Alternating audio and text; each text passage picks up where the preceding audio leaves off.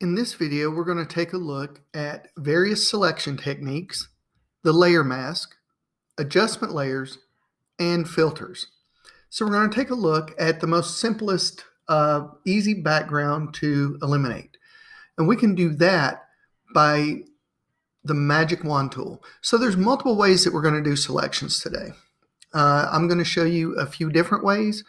And then, you choose whichever one works best for you and best for this situation. So I'm going to select the magic wand and I'm going to set my tolerance up here to maybe 50.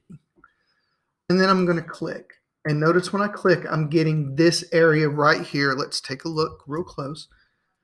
This area right here is not really catching it. That means that my tolerance is set too high.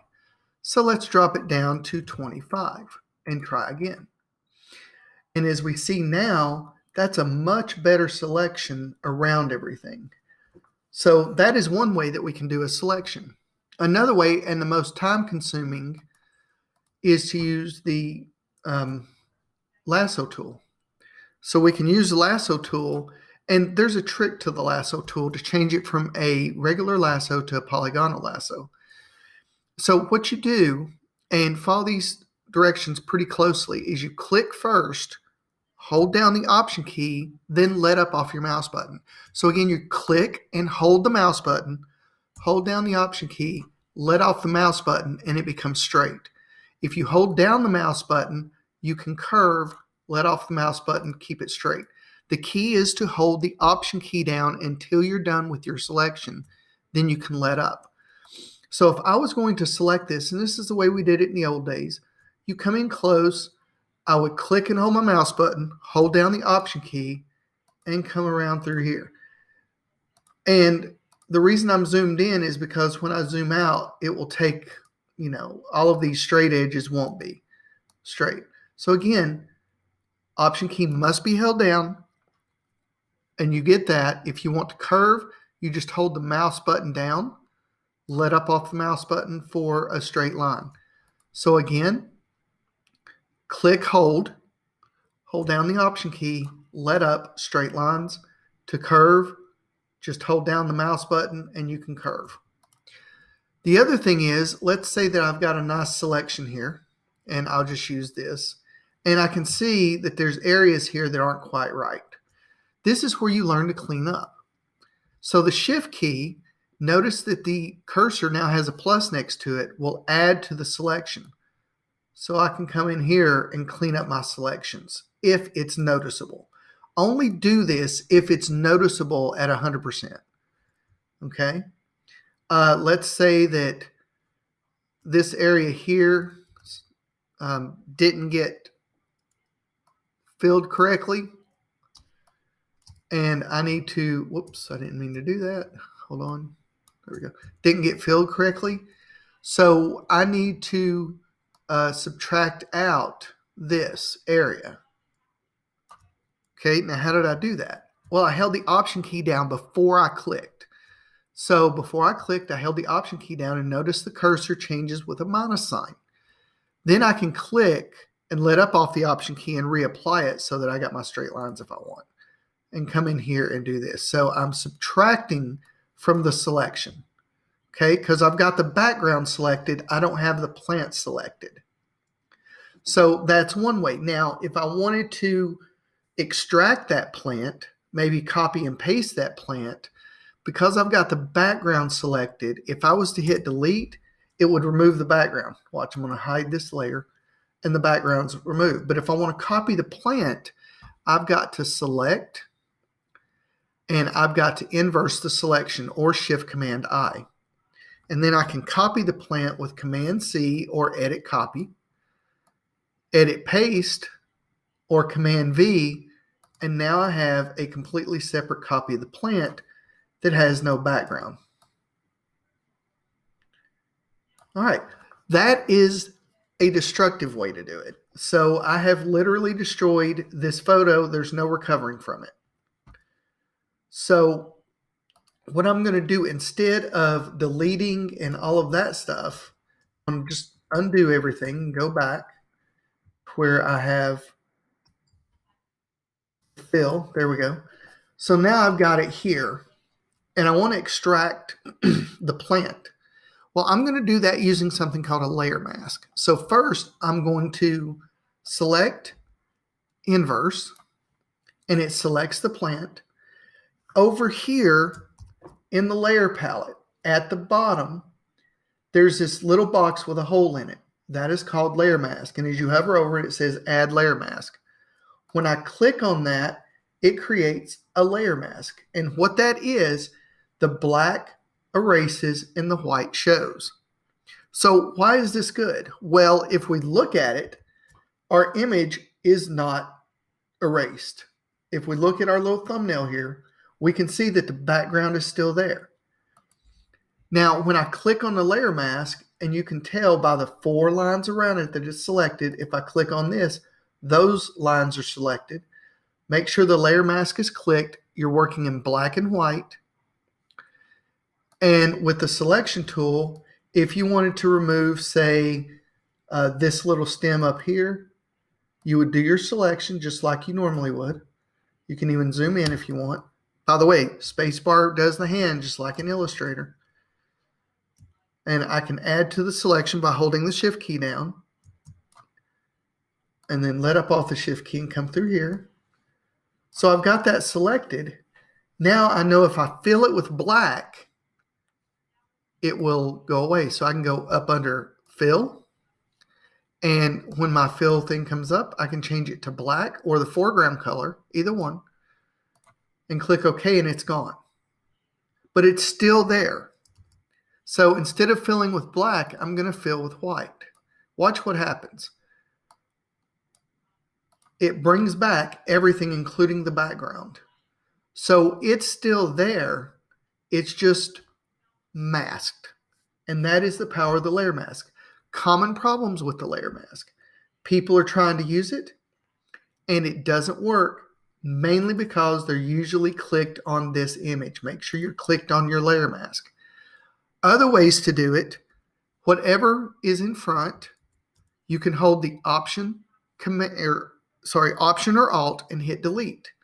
And that will fill it with the color that's on top. If you want white on top, you click on it.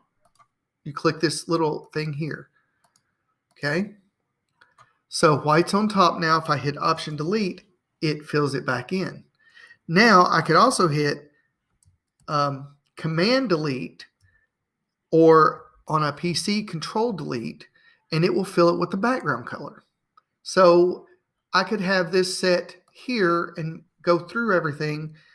Option delete fills the forward, Command delete fills the back, and do that. So again, the biggest problem is people using a layer mask incorrectly by having this layer clicked on and this layer done.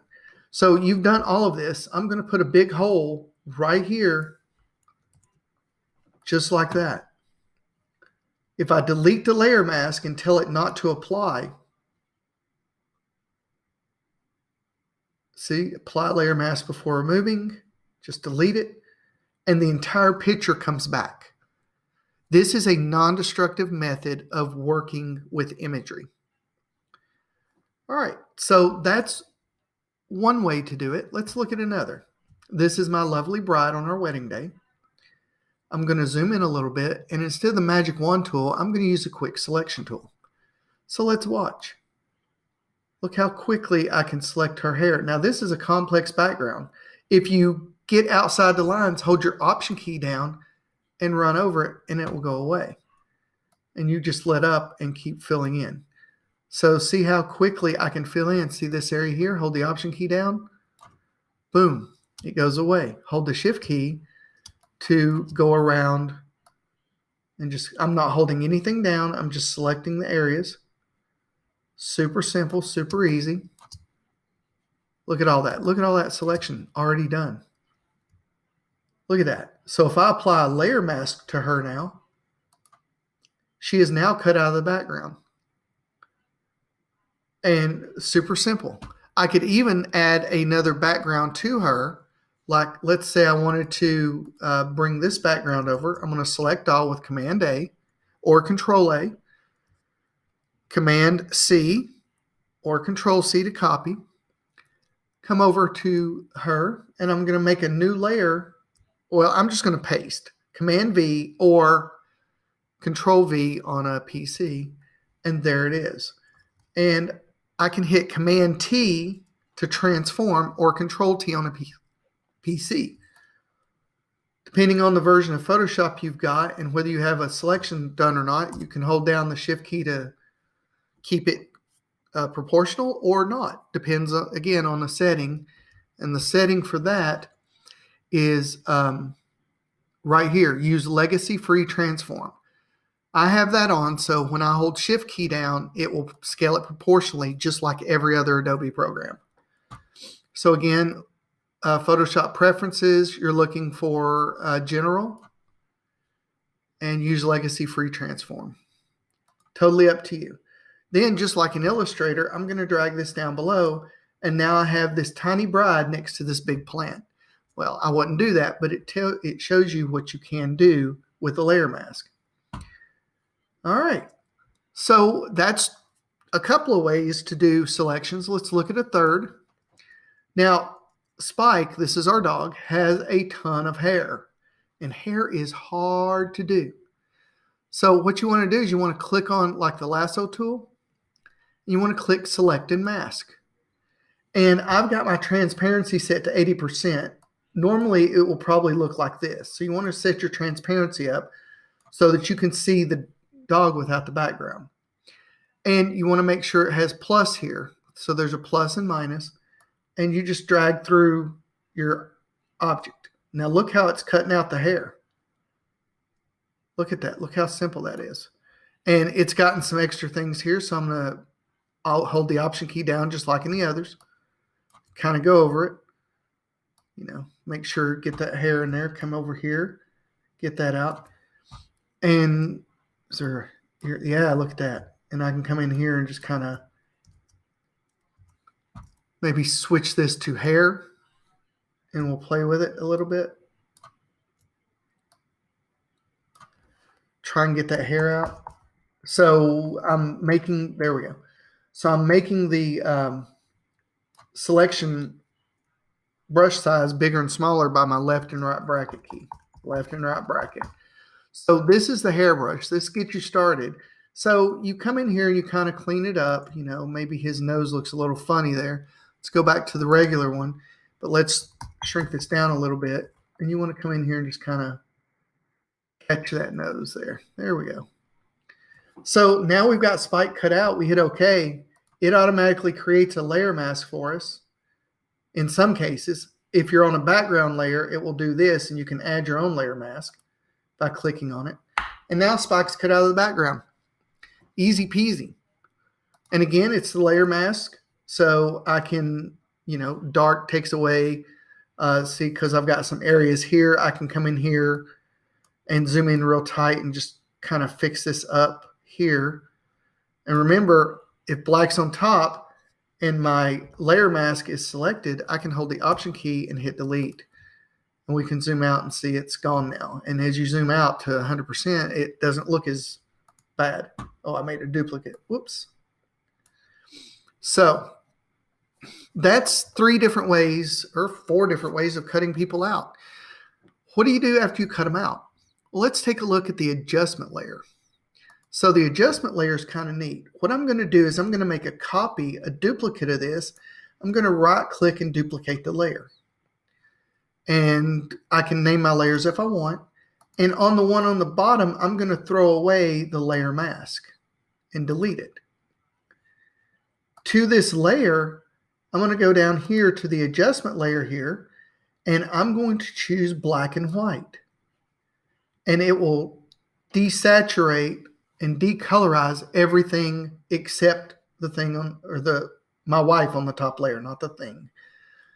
So here's one thing that you might want to look at. Let's say that I've got this above here. Now it applies to both photos. If I only want this adjustment layer to apply to the photo below it, I have to hold the Option key and click in between, and then it will only apply to my bride. Okay. If I didn't want to do that, I can let go. So remember, if you only want the adjustment layer to apply to the layer right below, you hold the Option key and click between. So I'm going to move this back down and I'm going to apply it to this layer. Let's look at some other adjustment layers. So you've got solid color, gradient, patterns, and these are something to play with. Levels, curves, exposure, vibrance, hue and saturation, all kinds of different things. Let's look at hue and saturation. So I can change the hue and make her, if I click colorize, I can make her my Martian bride. She would like that, trust me. And come up. But notice it's applying it to everything. Remember, hold the Option key down and click between, and it only applies it to her. Okay, I'm going to delete that because I don't think she wants me to be a Martian bride.